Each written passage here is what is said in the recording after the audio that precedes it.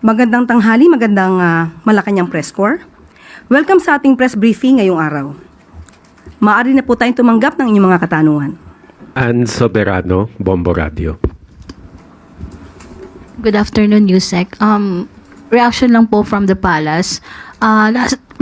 Last week kasi, matapos pong inendorso ni Vice President Sara si Senator Amy Marcos, naglabas din po ng pahayag si dating presidential spokesperson Harry Roque at sinabing batay sa isang magazine ay may report daw talaga na gumagamit ng illegal na droga ang Pangulo.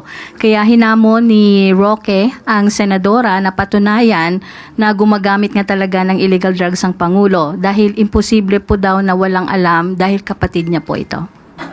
Thank you. Unang-una po, si Atty. Harry Roque ay lumalabas na ngayon bilang isang fake news peddler. Siya po ang sinasabing nagpakalat ng isang fake pulveron video at ngayong wala pa siyang napapatunayan at wala siyang ebidensya.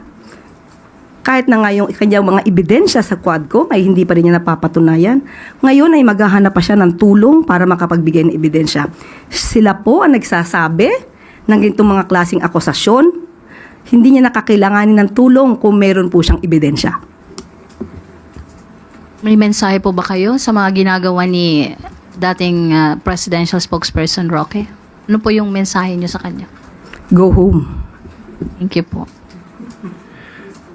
Eden Santos, Net 25. Yusek, good morning po. Wala po bang plano ang Marcos administration na humingi po ng tulong sa Interpol para maaresto sina Attorney Harry Roque at Maharlika na sinasabi niyo pong sila yung nagpapakalat ng fake news regarding dun sa Polvoron video para po, since meron naman po tayong maigting na cooperation sa Interpol para naman po, sabi niyo nga, makabalik din sila dito para harapin yung kaso na isinampa po sa kanila inciting to sedition, if I'm not mistaken. Wala po tayong sinasabi na ang nagpakalat po ng fake pulveron video ay si Atty. Harry Roque. Siya po mismo ang nagsabi nito sa isang maisog rally sa Vancouver. At hindi din po tayo ang nagsabi nito, kundi yung isang vlogger na si Pebbles Cunanan. Pero ito na may base sa kanyang mga sinabi sa kanyang talumpati sa maisog rally. Sa ngayon po, nakipag-usap po tayo sa DOJ at wala pa pong nasasabing naisa pang kaso sa korte. So wala pa po itong lumalabas na warrant of arrest issued by the court. So hindi pa po natin kakailanganin kung ano man po ang hihinging tulong mula sa Interpol. At hahayaan po muna natin ang DOJ sa kanila magiging action patungkol po dito. But as of the moment po, wala pa pong anumang update patungkol dyan. Bakit po wala pang naisasampang kaso? Well, in fact, ang NBI po ay nagsabi na yung mga fake news peddlers na nasa bansa at nasa ibang bansa ay kanilang aarestuhin. Medyo nagkakaroon po ba ng delay sa pag-file ng kaso laban sa kanila or hindi pa rin po ganun ka bigat or kaano yung ebidensya para sila po ay masampa ng kaso? Ang bigat po ng ebidensya ay makikita nyo naman po sa kanilang mga sinasabi. Ito po ang kaibahan siguro ng ating administrasyon sa kasalukuyang administrasyon. Binibigyan po natin ang bawat suspect or respondents ng due process. Kailangan po nilang ma-enjoy, kailangan din po nilang ma-enjoy this right to due process. Hindi po ito basta-basta maghuhusga. Kailangan po itong dinggin, bigyan po sila ng karapatan na sumagot, mag-file ng kanilang counter affidavits. Doon na lang po sa last question po yung pagpapatawag po ng meeting ni Pangulong Marcos sa iba't ibang head of agencies na para pag-usapan yung fake news at tila ito po ba ay nagbigay ng pagkabahala sa Pangulo yung pagsadsad po ng kanyang ratings kaya po nagkaroon ng ganitong pagpupulong? Hindi po nabahala ang Pangulo sa anumang rating sa survey. Sabi natin kanina, ang Pangulo, kahit ano man ang rating, mataas, mababa, magpapatuloy siya sa kanyang trabaho. Hindi po siya mapapahinto ng anumang survey. Basta ang gagawin lamang po ng Pangulo ay gumawa ng naaayon sa batas at magtrabaho ng tama. Ang pagpapatawag po sa DICT ay para pag-usapan po ang paghinto ng fake news at yung tungkol po sa magiging good news po natin patungkol sa connectivity para sa mga kababayan po natin. Yan po yung dahilan ng meeting. Simulan natin sa magandang balita na dala ng administrasyon ni Pangulong Ferdinand R. Marcos Jr. sa bagong Pilipinas. Pwede nang mahanap sa Google Maps ang West Philippine Sea.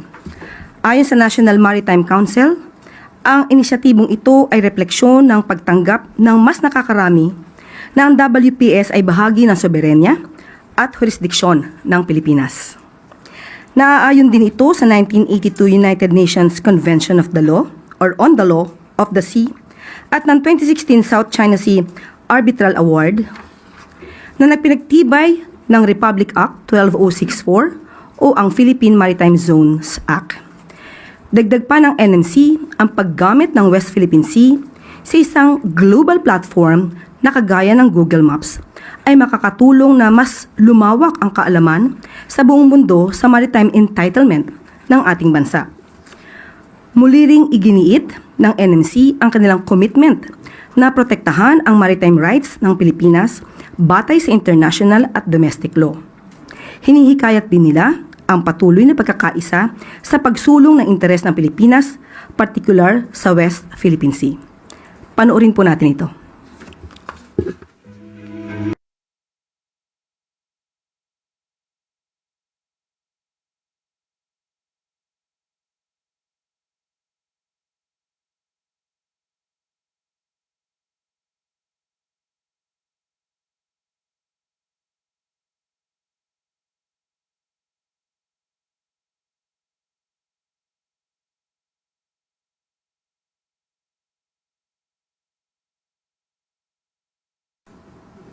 At good news mula sa DICT. Sa pangunguna ng Department of Information and Communications Technology, muling nagpulong ang Commission on Elections Advisory Council o CAC nitong nakaraang linggo. Layo ng pagpupulong na tiyaking ligtas at malinis ang ating halalan sa gitna ng lumalalang banta online. Kasama sa mga hakbang ang pakikipag-ugnayan sa mga tech giants tulad ng TikTok, Google at Meta, na ngayon ay nagpatupad ng pagbabawal sa mga bayad na political ads sa kanilang platforms. Ang CAC, na binubuo ng iba't ibang sektor, ay regular na nagpupulong para talakayin ang mga isyong may kinalaman sa halalan. Pinag-usapan din ang digital at automated election systems at mga rekomendasyon para sa COMELEC. Bilang tech partner ng halalan, katuwang ng DICT ang COMELEC sa pagpapatatag ng digital infrastructure. Ilan sa mga proyekto ng ahensya ang configuration hubs para sa maayos na proseso, online tools gaya ng Precinct Results Finder at Registration Status Verifier at Election Results website para sa real-time na resulta. Kasama rin dito ang cybersecurity initiatives tulad ng vulnerability testing, security protocols at paggamit ng Philippine National Public Key Infrastructure o PNPKI digital certificates para sa mga guro na magsisilbing electoral board members. Sa digital bayanihan, sisiguraduhin ng DICT na ligtas ang halalan at ang boto ng bawat Pilipino ay mananatiling sagrado.